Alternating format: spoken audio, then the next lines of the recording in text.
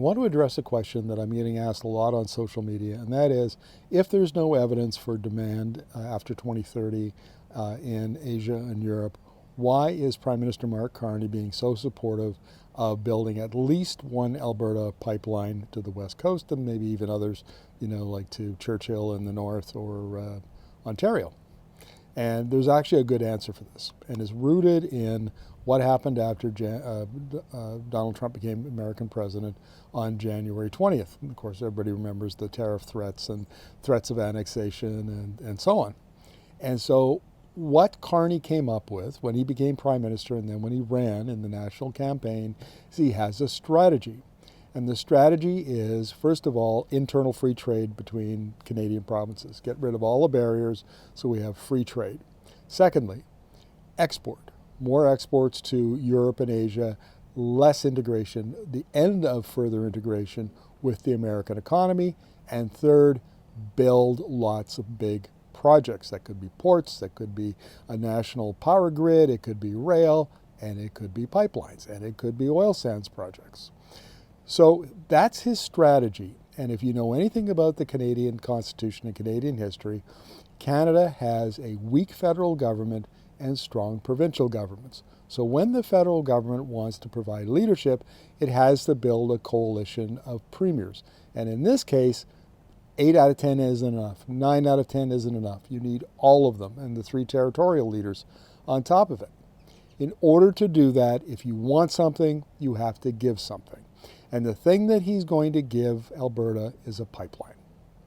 And that pipeline isn't going to be cheap. It might cost, he says, we'll only build it if the private sector proponent comes forward. That's looking less and less likely. Even if one does, I will guarantee you that the federal government and maybe even the Alberta government will be asked to contribute money to de-risk the project. And so the idea that there won't be any public money involved in this, in the pipeline or so on, is just laughable. There's going to be public money. The only question is how much. So when Carney looks at this and he goes, okay, I am going to have to approve a project. I really would prefer not to, because after all, the guy's got a PhD in economics. He's been the governor of 2 central banks, Canada and the UK. He's been a prominent figure for the last 10 years on climate finance at a global level. He knows what's coming in the energy transition and the decline in global oil demand. But he says, if I give this concession to Alberta and I get the other things I'm asking for, which is their support for internal free trade, for building projects, for more exports to Asia and Europe, the net benefit to Canada will be far greater than whatever we might risk in building that pipeline. Who knows? Maybe they'll get lucky and it'll turn out that, there'll be a shortage of heavy crude and there will be demand in China and India, and the whole thing could turn out just as the way the Alberta government and the Alberta industry says it will. But if it doesn't, if it turns out the way I say it will, or think it will, which is that the International Energy Agency has called it correct, and we're going to see declining demand after 2029, 2030. And in fact, China will be the last place you want to sell a barrel of Alberta oil, and India won't be much better. Even if it turns out that way, the cost to the taxpayer will be offset by the amount of GDP created and tax revenue generated by the other parts of the strategy. So this is not Carney, the economist, talking. This is Carney, the politician, doing old-fashioned political horse trading. And the question now, and what you're seeing from Danielle Smith, has anybody noticed that every time she talks, she's adding something else? First of all, it was we want Northern Gateway. The old project was canceled 10 years ago, to the west coast, and then it was, we want it in Prince Rupert, and then now instead of 500,000 barrels a day, we want 1 million barrels a day, and by the way, and then we want a pipeline to Churchill in the north, and now just today, she's announced an MOU with Ontario Premier Doug Ford. They're going to build a pipeline out to Ontario. And then on top of that, she wants all the federal regulations removed, and in order to facilitate private capital, and she wants support for expanding oil sands, oil production. She has a long laundry list of demands. And from her point of view, the more the merrier, right?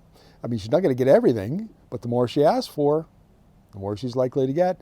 As my wife often says about me, don't ask, don't get, because I ask.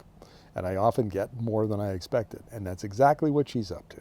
So don't think of this as, Carney is not playing 4D chess with Danielle Smith. Trust me. Smith is handling this far more capably than I imagined that she would. If you'd asked me a year ago, I wouldn't have guessed that she would be this good. But she's handling herself very well. And Carney is basically, this is horse trading. And what we're seeing in the public, where he says, we'll put a pipeline on the national projects list and the projects of national interest, and then Smith demands more and more and more and more. This is horse trading.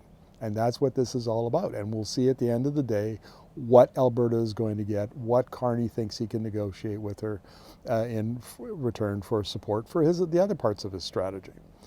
The problem is that I still object to the costs of building infrastructure where there is no, or likely to be, no demand to support that infrastructure. It's a bad idea. It's a bad use of public resources. It could be better spent on other parts of it, but this is the world we live in, and we have to make a deal with Alberta. And if that's why he's doing what he's doing. Mark my words, Alberta's going to get at least one pipeline approved, come hell or high water, and it may in fact be more than that in order to get Smith's support and Alberta's support for Carney's strategy.